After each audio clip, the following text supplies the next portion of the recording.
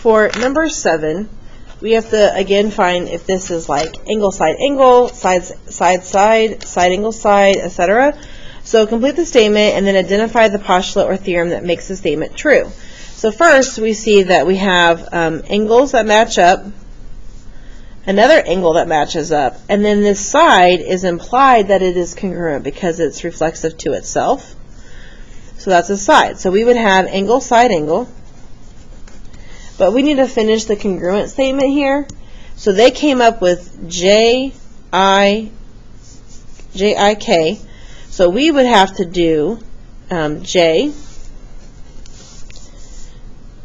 I, H. And I see like J obviously matches up to itself there, I matches up to itself, and then K and H match up as well. Okay, and in number 8, we are given the two sides that are congruent. Okay, sides for S. And then we have these congruent angles. So we have side, angle, side here. Side, angle, side. And so we know they're congruent by side, angle, side. We see that D, C, E. So we're going to go BCA.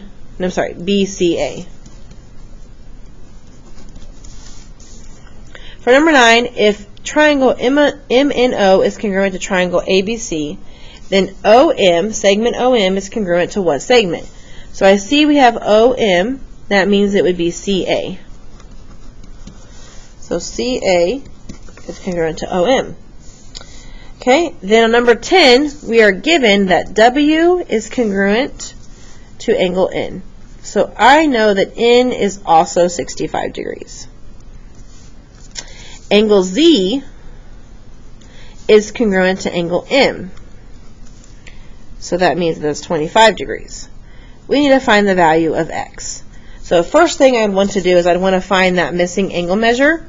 Since angle Y and angle O are left over, they are congruent. So I need to add 25 and 65. And we get 90. If we subtract that from 180, we get 90. So we're saying that these two angles are 90 degrees. Obviously, this is not drawn to scale. So now I can take the 2x minus 8 and set that equal to 90 and solve. So if I divide by 2, we get 49. And since x is part of the expression, we'll just put 49, no degrees.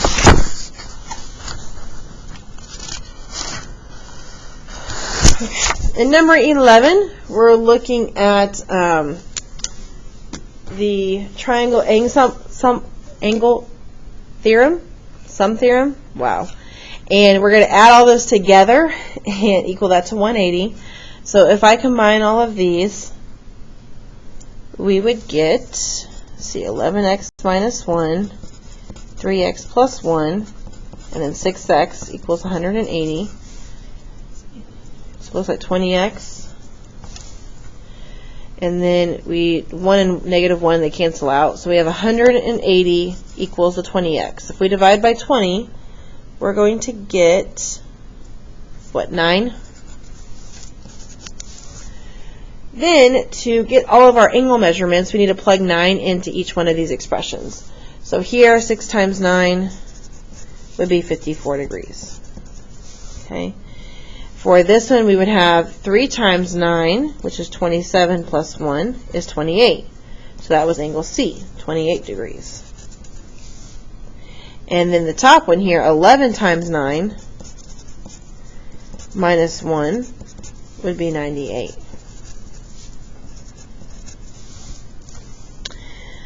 Okay, for number 12, this is where you look at the exterior angle, 112, and that equals the sum of the two remote angles here. So x plus 38 equals 112, which just means you're subtracting 38 and getting 74 degrees.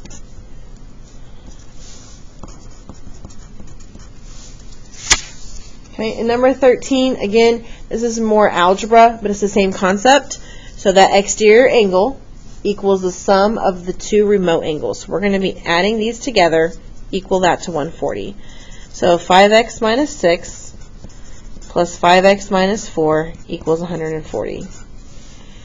We combine, we get 10x. We combine again, we get negative 10. If I add 10, we get 150.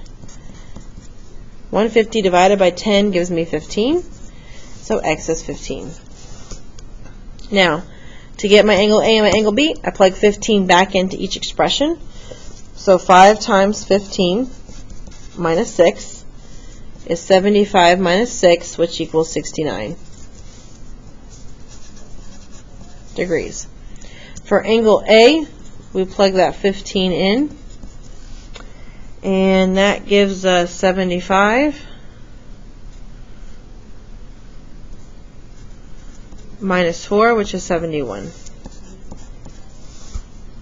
And then if you check 71 and 69, they need to add together to make 140, and they do.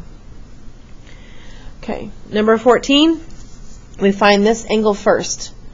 So this right here is supplementary. So 180 minus 118 gives me 62.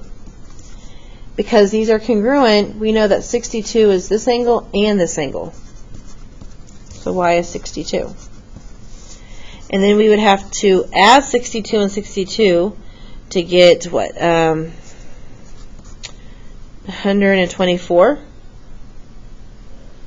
And if we subtract these, we get 56 degrees. And that is the remaining angle, x, up here. Okay, and then in number 15, it says find the length of AC. So here's AC, and we're told that angle C and angle B are congruent. So if it helps you, turn the paper around like this. So like you can see, these are your base angles. So these are congruent. If these are congruent, that means that this is also 14. So CA is 14. And then in number 16, again, turn this around, we see that these are congruent, so these angles are congruent. So I would take 180 minus 56, and then I would cut that in half. So 180 minus 56 is a total of 124. If I divide that by 2, I get 62 degrees. So each one of these angles is 62.